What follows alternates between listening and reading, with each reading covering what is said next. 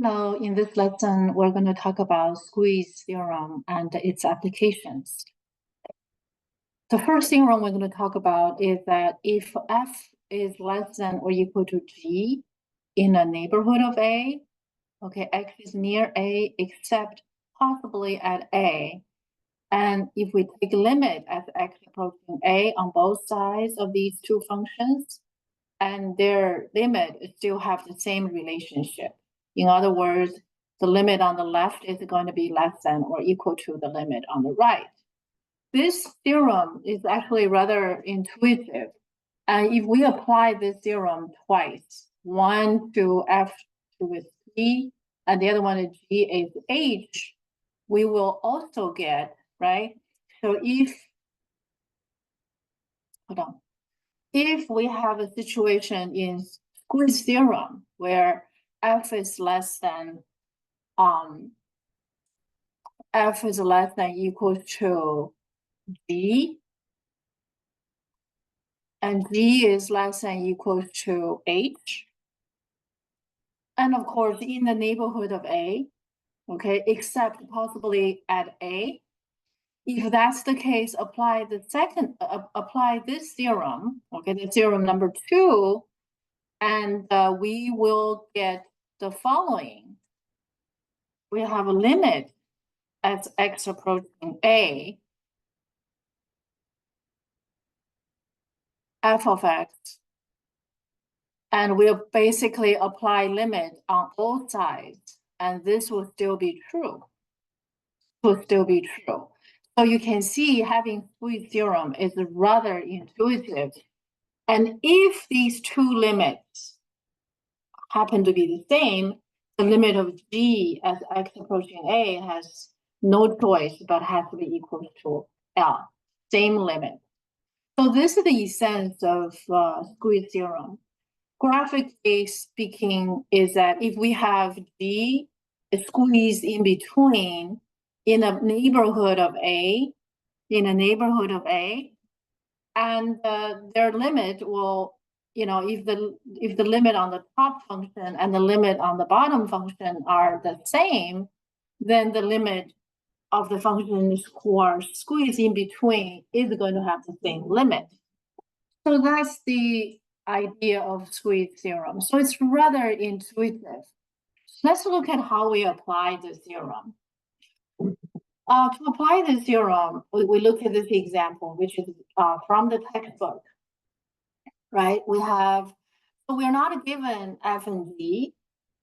We're given a g, and we need to find f and h to squeeze. So we start with sine 1 over x. This is less than equals to 1, greater than equals to 1, and this is true. This is a matter of fact, right? If this is true, and knowing that we know the domain is x greater than x not equal to 0, right? Be aware of the domain. Domain is x cannot be 0, right? So x squared is larger than 0. So on all sides of this inequality, and we're multiplying x squared. So we multiply x squared. Multiply x squared on all sides.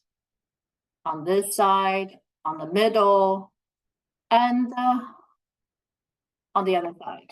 Okay, and this will keep the inequality sign because x squared is larger than 0. It's larger than 0, right? So we keep it. We keep the direction of inequality sign. So by this time, we have created a situation where the interested function is squeezed in between. That is, right?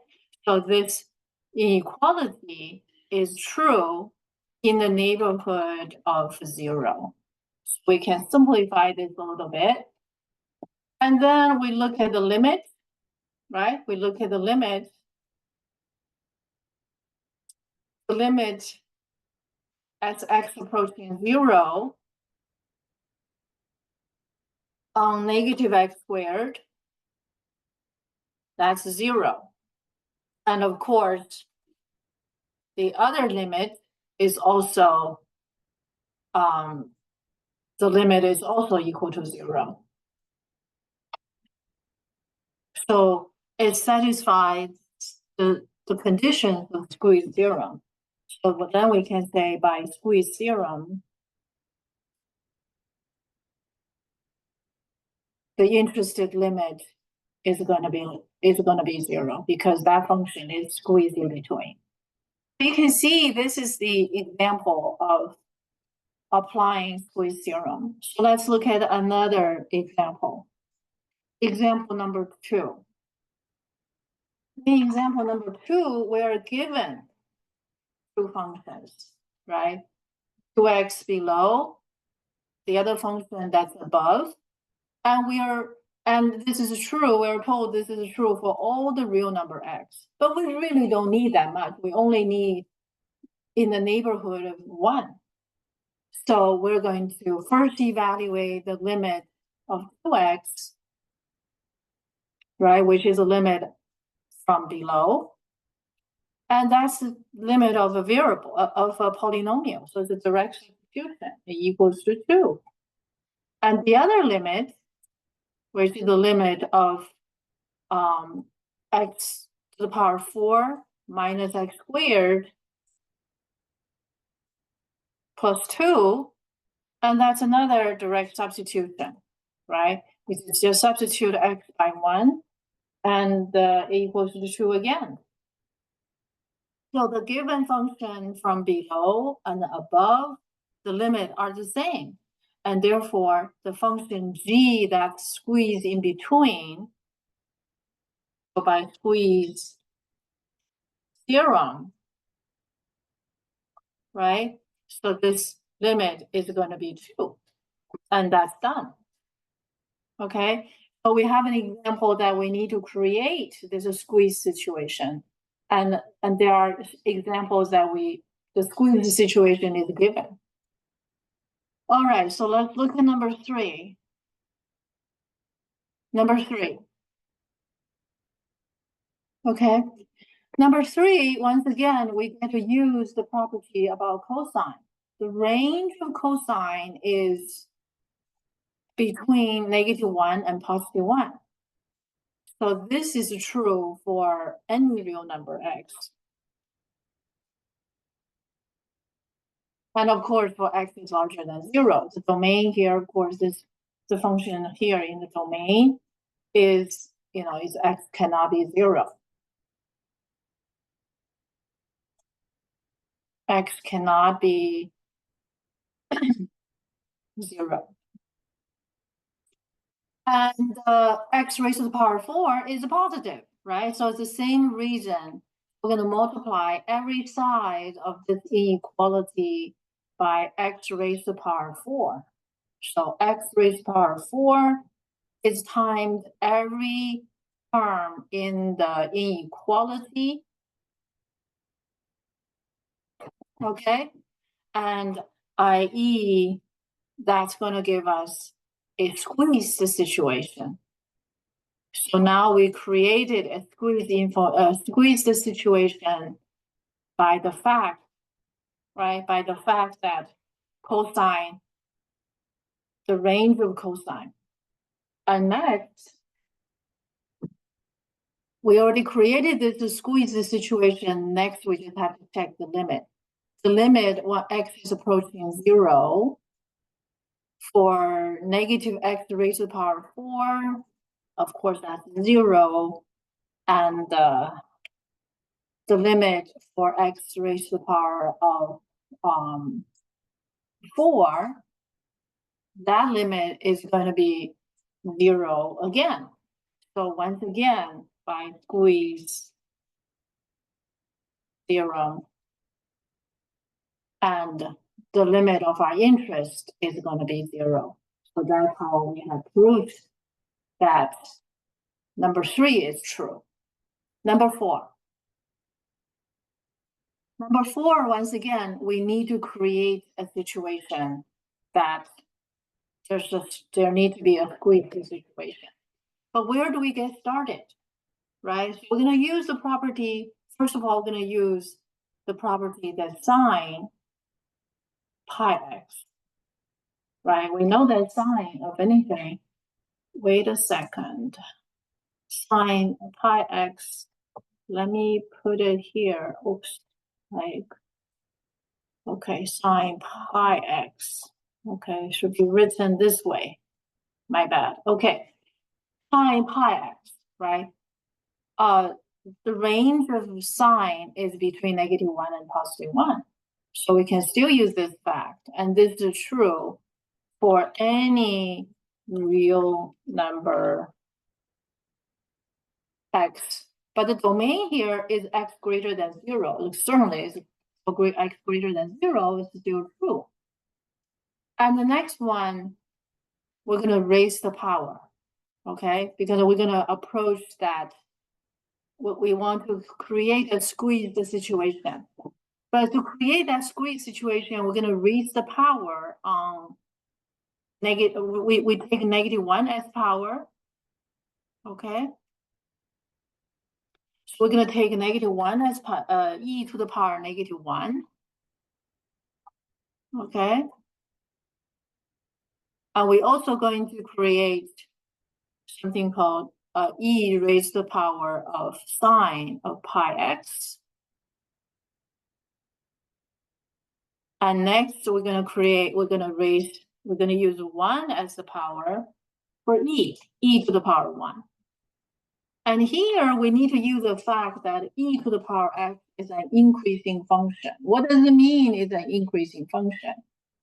An increasing function means that whenever the input is in the situation x1 less than x2, then the output is also have the same relationship, less than, in terms of size. Therefore, this piece will be less than equal, and this continues. So we need to understand this is only true because e to the power x is an increasing function. If it were decreasing function, then you have to reverse it. You have to reverse the inequality sign. Okay? And next, we are getting closer to this form. So we're going to multiply each side by root x. Okay? When we multiply by root x, we need to know that root x is positive. So we multiply by root x, and root x is positive because for x larger than 0, root x is a positive.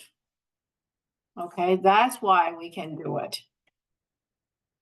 Okay, that's the reason. That's the reason.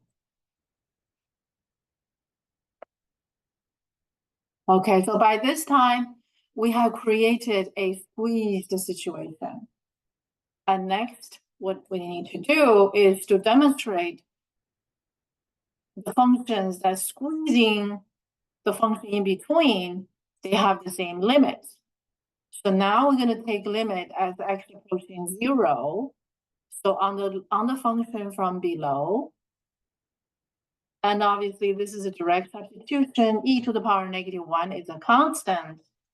And the other one, the other limit, that e times root x, and we take limit as x approaching 0 from larger than 0. And this limit is also 0 because e is a constant, right?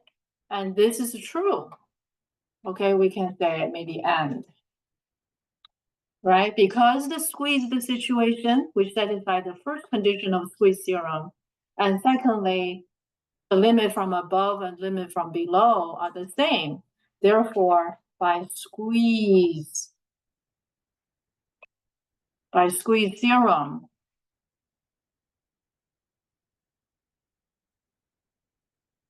the interested limit is 0 because it's squeezed right in between. So these are the examples of squeeze theorem, and you can see how squeeze theorem is applied. One situation is that the squeeze situation is given, And the other situation that is that the squeeze situation is not given, we have to create it. So how do we create these squeeze situation? We use the facts. We use the existing facts, right? The existing facts we use here, one is sine between -1 and 1, and the other one is a cosine between -1 and 1. That's all for this topic. Thank you for watching.